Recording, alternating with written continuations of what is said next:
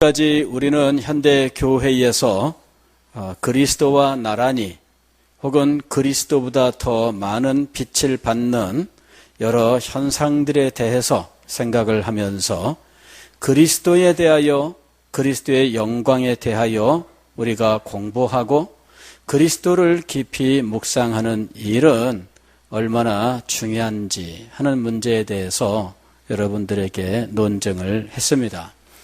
오늘부터는 그리스도에 대해서 우리가 알아야 할 것들, 그리고 그것이 단지 어떤 지식이 아니라 그것이 얼마나 중요한 것이며 얼마나 능력 있는지에 대해서 함께 생각하도록 하겠습니다. 자, 우리가 읽은 성경 말씀은 지혜가 하나님과 함께 있어서 태초에 이 세상을 하나님께서 창조하기 이전에도 지혜가 하나님과 함께 있었고 창조 시에도 지혜는 하나님과 함께 일했다 하는 내용으로 되어 있습니다. 30절 말씀을 보면은 내가 그 곁에 있어서 창조자가 되어 날마다 그의 기뻐하신 바가 되었으며 항상 그 앞에서 즐거워하였으며 이렇게 말씀합니다. 내가 그 곁에 있어서 여기 나는 누구냐 하면은 지혜를 말하는 거죠. 즉 지혜가 여기서는 의인화되어서 마치 어떤 말할 수 있는 사람인 것처럼 되어서 지혜 자신이 우리를 향하여 말하는 것으로 되어 있습니다.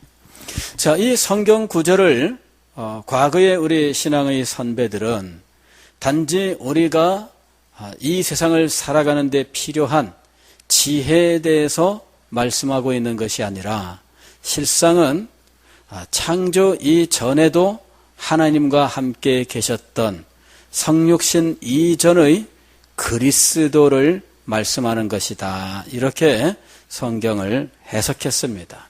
즉 여기 의인화되어 있는 이 지혜는 그리스도의 선제, 즉 성육신 이전 그리고 이 세상을 창조하기도 이전에 이 그리스도께서 하나님과 함께 계셨던 영광스러운 모습에 대해서 말씀하고 있는 것이라고 보았던 것이지요. 인간에게 있어서 지혜라고 하는 것은 인간의 한 특성 혹은 인간의 지성의 한 기능 이런 정도로 말할 수 있을 것입니다. 인간에게 있어서 지혜라고 하는 것은 우리의 지성의 한 탁월한 한 부분에 불과할 것입니다. 그러나 하나님에게 있어서 지혜는 단지 하나님의 지적 능력의 한 부분이 아니라 하나님 자신이라고 하는 사실을 우리가 알아야 합니다. 즉 하나님에게 있어서는 지혜라고 하는 것이 어떤 능력의 한 부분이 아니라 하나님과 동일한 하나님 자신이라고 하는 거지요. 그래서 지혜가 하나님과 함께 있었고 창조 이전에도 함께 있었고 창조 과정에도 함께 했다라고 하는 이 말은 바로 하나님과 동일한 또 다른 하나님에 대해서 말씀하고 있는 것이 분명하다 하는 것입니다. 자, 여기에 있는 이 말씀과 비슷한 것이 요한복음 1장에 등장합니다. 요한복음 1장 1절 이하의 말씀을 보면 태초에 말씀이 계시니라. 이럴 때 말씀, 헬라어로는 로고스라고 되어 있는데 이 로고스가 태초에 즉 이 세상이 창조되기 이전에 계셨다라는 거예요. 이 말씀이 하나님과 함께 계셨으니 이 말씀은 곧 하나님이시니라. 여기에 말이 굉장히 좀 어렵습니다. 하나님과 함께 계시는 말씀에 대해서 이야기하면서 말씀이 곧 하나님이시다 이렇게 얘기하거든요. 하나님과 함께 계셨으니 할 때 이 함께라고 하는 요 말은 헬라어로는 프로스라고 하는 말인데 요거의 본래 의미는 그와 반대편의 어떤 누군가를 향하여 가는 것을 의미하는 거예요. 즉 여기에 하나님이 계셨고 그 하나님과 서로 마주보는 상대로서 말씀이 계셨다라는 이야기입니다. 하나님과 마주보는 대상으로서 말씀이 계셨다는 거죠. 이것이 함께 계셨다라고 번역한 말의 의미예요. 그래서 하나님과 마주보고 있는, 그래서 하나님과 함께 있는 이 말씀, 즉 로고스는 하나님일 수밖에 없다라는 것이죠. 요한복음 1장은 바로 이렇게 하나님이신 말씀에 대해서 이야기하고, 그리고 그 말씀이 육신이 되어 우리 가운데 거하셨다, 이렇게 말씀하고 있습니다.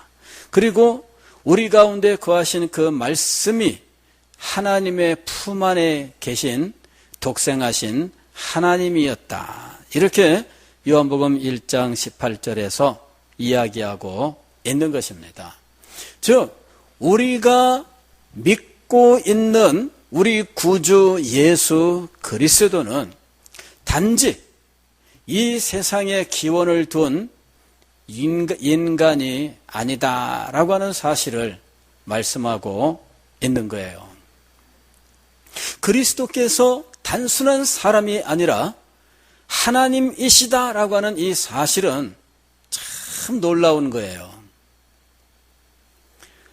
터키에서 오래도록 무슬림 상대로 선교 사역을 냈던 분이 처음에는 성경책을 다 줬어요.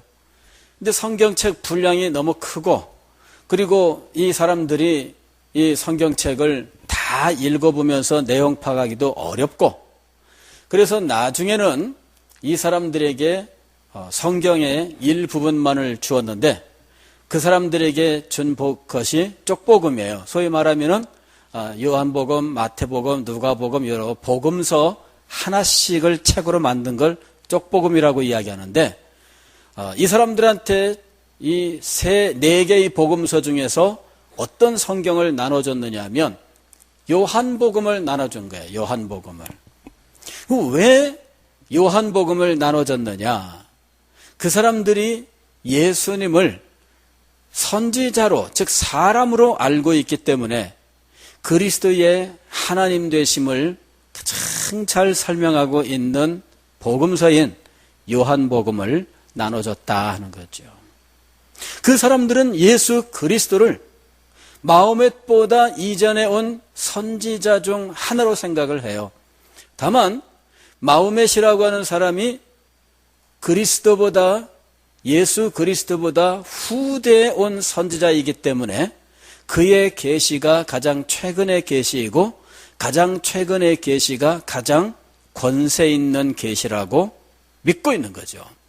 그러니까 예수님이 하나님의 말씀을 전했다 해도 마호멧보다 이전에 하나님의 말씀을 전했기 때문에 예수님의 말씀은 마호멧의 말씀보다 권위가 떨어진다고 생각하는 거예요. 그런 사람들에게 예수님이 하나님이시다라고 하는 사실을 증언하는 이 요한복음이 전해졌을 때, 그리고 그 사람들이 그것을 펼쳐 읽었을 때 그 사람들의 마음에 받는 충격이 얼마나 큰지 몰라요. 자기들이 알고 있었던 예수 그리스도와는 전혀 다른 하나님이신 예수 그리스도, 하나님과 마주보는 존재로서, 하나님과 함께 하시는 존재로서 예수 그리스도를 제시할 때 그들은 충격을 받을 수밖에 없습니다.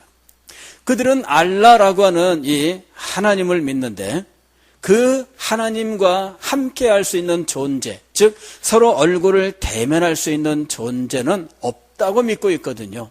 그런데 그 하나님과 얼굴을 마주 대할 수 있는, 그리고 함께 동등하게 창조의 사역에 함께하고 있는 이런 분에 대하여 알려준다고 하는 것은 놀라운 일이라는 것이죠.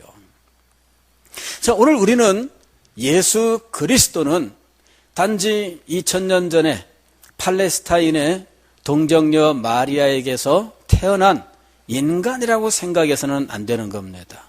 그분이 동정녀 마리아에게서 태어나되 성령으로 말미암아 잉태된 이적적인 출생의 주인공이라고 하는 그 정도 지식만 가지고도 안 되는 겁니다.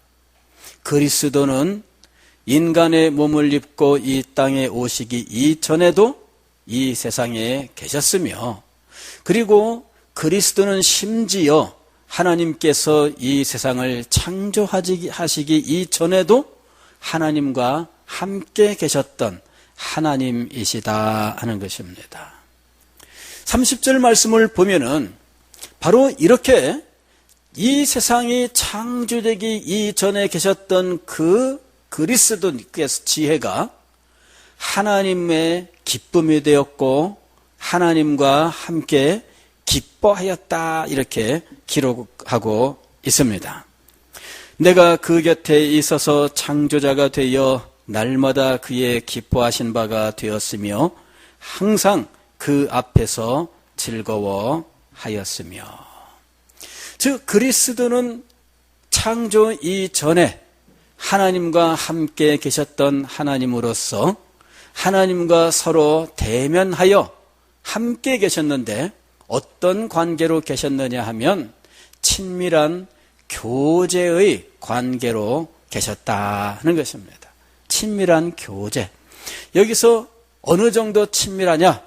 서로 사랑하고 서로 기뻐하는 관계였다 하는 것입니다. 요한복음 1장 18절에도 보게 되면 본래 하나님을 본 사람이 없으되 아버지 품속에 있는 독생하신 하나님이 나타내셨느니라 그랬어요. 아버지 품속에 있는 독생하신 하나님. 품속, 그랬을 때 이 품은 무엇을 의미하느냐 하면 가슴을 의미해요. 가슴 앞에 있다 혹은 이 가슴 속에 있다라고 하는 게 뭐예요? 사랑의 대상이란 말이에요. 그죠? 가슴에 품고 그것은 깊은 사랑을 가진 사랑의 대상이란 이야기거든요. 즉 예수님은 하나님에게 이런 깊은 사랑의 대상이었다는 거죠. 이사야서 42장 1절 말씀을 보면 거기에 메시아에 대해서 예언하는 말씀이 나오는데 그 메시아에 대해서 이렇게 이야기합니다. 내가 붙드는 나의 종 내 마음에 기뻐하는 자 곧 내가 택한 사람을 보라. 여기서 내가 내 마음에 어떤 자? 기뻐하는 자. 즉 그리스도는 창조 이전에 하나님과 함께 하되 하나님과 친밀한 교제의 대상으로서 깊은 사랑을 받고 또 깊은 기쁨의 대상으로서 계셨다라는 이야기예요. 그리스도는 최고의 지위를 가지신 분입니다. 빌립보서 2장 6절을 보게 되면 그는 근본 하나님의 본체시나 이렇게 이야기를 합니다. 그는 근본 하나님의 본체, 즉 하나님이라는 이야기죠. 하나님. 그런데 그가 하나님과 동등됨을 취할 것으로 여기지 아니하시고 자기를 비어 종의 형체를 가져 이 세상에 오셨다 그래요.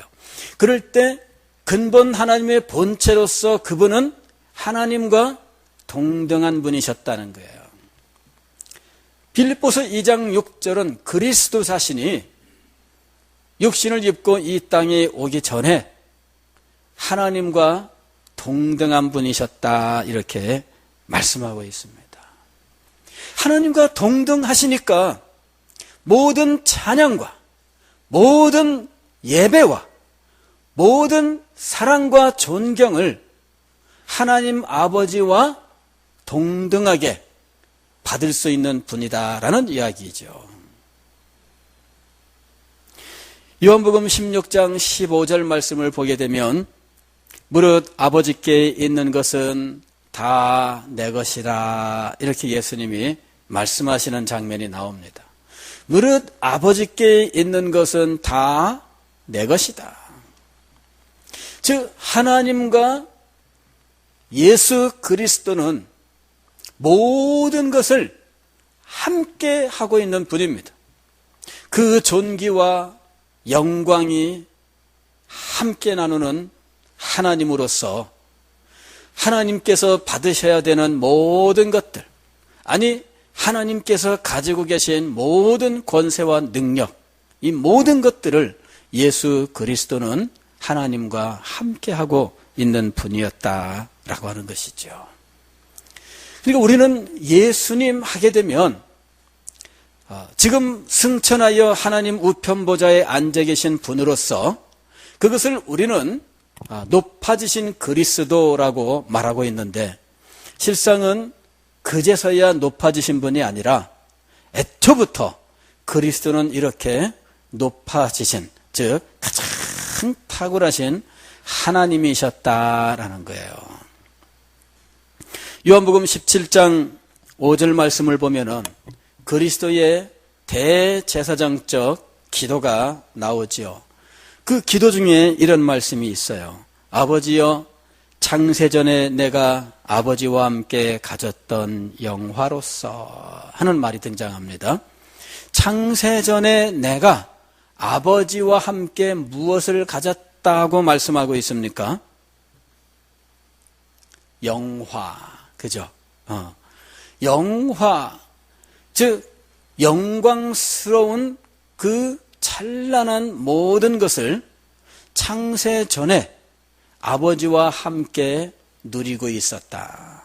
예수님께서 문득 말씀하시는 중에 그 선제, 즉 성육신하기 이전에, 아니 창조 이전에 이 세상에 아무런 것도 존재하지 않는 그 상황에서 하나님과 동등하신 분으로서 하나님과 모든 영화를 함께 누리고 계셨으며, 하나님에게는 사랑의 대상이요 기쁨의 대상이 되셨다라는 사실을 알 수 있는 거예요.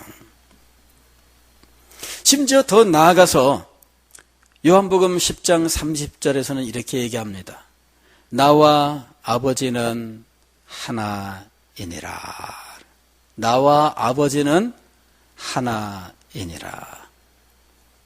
여기 하나라고 하는 말은 헬라어로는 헨이라고 하는 말로 되어 있는데, 이거는 이 중성 단수를 의미하는 거예요. 무슨 말씀이냐면은 우리말로는 하나 그러면은 사람도 하나요, 사과도 하나요, 짐승 소도 하나요, 이렇게 그냥 다 무조건 다 하나로 쓰지요. 그런데 헬라어는 하나라고 하는 말이 사람일 때, 남자일 때 하나라는 말과 여자일 때 하나라는 말과 그냥 일반적으로 그냥 하나라고 하는 말과 다 말이 달라요. 그래서 남자를 가리키는 하나라는 말은 헤이스란 말이에요. 헤이스. 이 헤이스라고 하는 말에서 우리가 왜 그 에이스란 말 많이 하죠. 에이스. 에이스란 말이 나온 거예요. 그 다음에 여자를 가리키는 말, 하나라는 말인데 여자를 가리키는 말은 미야. 자, 헤이스, 미야, 헨. 그 중에서 나와 아버지는 하나이니라 라고 할 때 하나를 무슨 말로 썼느냐 하면은 헨이라고 하는 말로 썼어요. 도대체 이게 무슨 의미일까? 본래 아버지와 내가 하나의 인격체로서 동일한 존재다라고 한다면 헤이스란 말을 써야 돼요. 그러면은 아버지와 나는 하나의 존재다. 즉 이런 것들이죠. 우리가 왜 삼위일체를 이야기할 때 아버지로서 아들로서 이렇게 뭔가로서, 즉 지금 여기서는 내가 아버지이지만은 또 저쪽에서는 내가 아들이 되는 이런 식의 동일한 사람이 어떤 입장이나 처지에 따라서 각각 다르게 불리우는 것, 그게 이제 하나의 인격체입니다. 그럴 때 그나 그 사람이나 다 하나다. 그럴 때에는 헤이스라고 하는 이 남성 명사를 써야 되는 거예요. 그러나 이 사람이라 그 본질에 있어서 동일하다라고 한다면은 중성을 가리키는 용어를 써야 된다는 거예요. 즉 예수님께서 아버지와 나는 하나다라고 이야기했을 때 하나의 인격체, 즉 아버지로 구약 시대에는 아버지 성부로서, 신약 시대에는 성자로서 하나님은 한 분이신데 그렇게 시대에 따라서 다르게 나타났을 뿐이다. 본래 나는 한 하나님이다. 그럴 때에는 헤이스라는 말을 써야 되는 거죠. 그러나 예수님은 헤이스라는 말을 쓰지 않았어요. 무슨 말을 썼습니까? 헨이라고 하는 말을 썼어요. 이것은 중성입니다. 즉 구약시대의 성부나 신약시대의 성자나 그 본질에 있어서는 하나인 동등한 하나님이시라는 이야기예요. 이 용어가 그리스도의 신성을 증명하는, 즉 성부와 구별되는 하나님으로서 그러나 성부와 동일한 하나님이라고 하는 이것을 증명하는 성경 구절로 사용이 된 거예요. 예수님께서 직접 나와 아버지는 하나이니라 라고 말씀하셨을 때 이 하나라고 하는 이 단어를 특별하게 선택하여 말씀하셨기 때문이죠. 자, 우리는 이 예수 그리스도께서 어떤 분이신지에 대해서 깊이 묵상을 해야 돼요.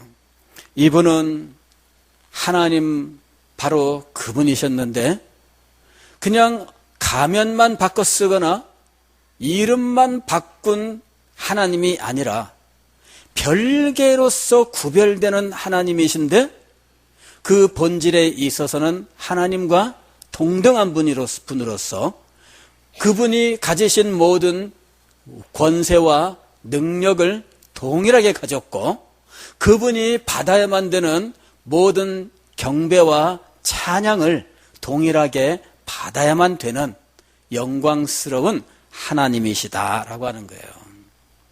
그리스도는 2000년 전 베들레헴 땅 어느 마국간에서 태어날 때 그제서야 비로소 존재한 분이 아니다라고 하는 거죠.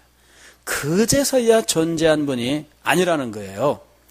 그분은 그 이전 이 땅의 마국간 베들레헴 땅 마국간에서 태어나기 이전에 그리고 이 세상 모든 만물들이 창조되기 이전에 하나님으로서 모든 영화와 모든 권능을 성부와 동일하게 누리셨던 분이다는 거죠. 그리고 성부에게 있어서는 당신 자신과 동일한 사랑의 대상이에요. 왜 우리가 성경을 보면 이런 말씀이 있잖아요. 내 이웃을 내 몸과 같이 사랑하라. 그럴 때 그런 말씀이 나오게 된 배경이 무엇일까? 사실은 성부와 성자 사이에 사랑이 그 배경이 되어 있는 거예요. 한번 생각을 해보세요. 성부께서 성자를 사랑하시는데 그것이 바로 내 몸과 같이 사랑하는 것과 동일한 거예요, 사실은. 그렇죠? 하나님이 하나님을 사랑하는데 그게 바로 성부와 성자 사이에 사랑의 관계를 표현하는 말이거든요. 거기로부터 내 이웃을 내 몸과 같이 사랑하라라고 하는 이 말이 나오게 된 거예요. 그러니 그리스도는 하나님 자신이면서 하나님과 사랑의 교제를 나누는 하나님에게 가장 소중하고 하나님에게 가장 사랑스러운 그리고 하나님에게 최고의 기쁨을 주는 존재로서 그 사랑과 기쁨을 함께 나누고 있었다 하는 거죠. 그런데 더 놀라운 것은 그러한 분이 이 땅에 오셨다는 사실이에요. 그분이 이 땅에 직접 오셨다는 거예요. 그렇게 놀라운 분이. 여러분, 그런 분이 이곳에 직접 오신다는 것이 어떤 의미인지 좀 느낌이 오십니까? 감히 어떻게 이 땅에 오실 수 있을까? 그런 분이 이곳에 오실 수 있을까요? 그런 분이 오신다면 그분이 머물 수 있는 장소가 있을까요? 여러분이 세계 최고로 귀중한 어떤 분을 이 서대신동에 한번 모신다고 생각을 해보세요.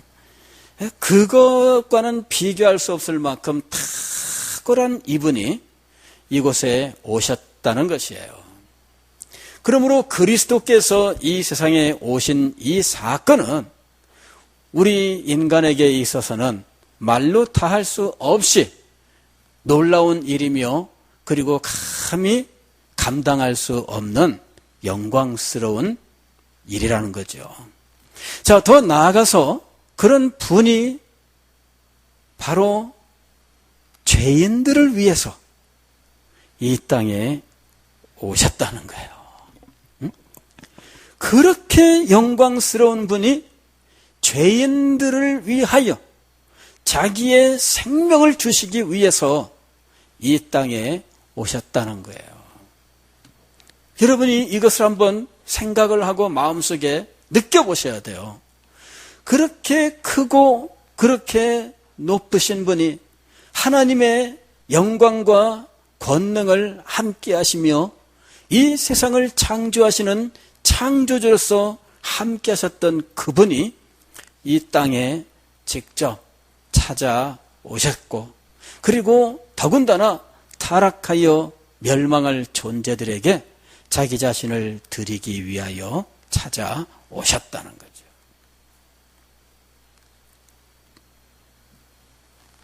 그런데 그리스도는 더 나아가서 자기가 가지신 모든 영광을 그 추한 죄인들에게 제공하시기로 하셨어요. 요한복음 17장 22절 말씀을 보면은 제자들과 제자들을 인하여 믿게 될 모든 성도들에 대해서 말씀하는 중에 예수님의 그 기도 속에 이런 말씀이 나옵니다. 내게 주신 영광을 그들에게 주셨사오니. 그래서 내게 주신 영광을 그들에게 주셨사오니. 예수 그리스도께서 아버지와 함께 나누었던 영광을 버리고 이 땅에 오셨는데 말할 수 없는 고난과 멸시와 천대 속에서 십자가의 아픔과 고통과 죽음을 겪고 부활하신 후에 하나님께서 그를 지극히 높이사 이 세상의 모든 만물 위에 뛰어난 이름을 주시고 모든 만물이 그 앞에 무릎을 꿇어 주님이라고 부르게 했다는 거죠. 그것이 그리스도께서 부활하신 이후에 얻게 된 영광입니다. 그런데 그 모든 것을 누구와 함께 나누신다는 이야기입니까? 우리들과 그 모든 것을 함께 나누신다는 거예요. 내게 주신 영광을 그들에게 주었사오니. 어떻게 그리스도의 영광이 우리의 것이 되는 일이 일어났을까? 그것은 그리스도와의 연합을 통해서입니다. 하나됨, 그리스도와 하나됨을 통해서 그리스도의 영광이 우리의 것이 되게 하는 이 놀라운 역사가 일어난 거예요. 그래서 요한복음 17장 22절 이하에서 아버지와 내가 하나인 것처럼 그들도 하나가 되게 하사 이 영광을 함께 누리게 해달라는 기도를 드리고 있는 겁니다.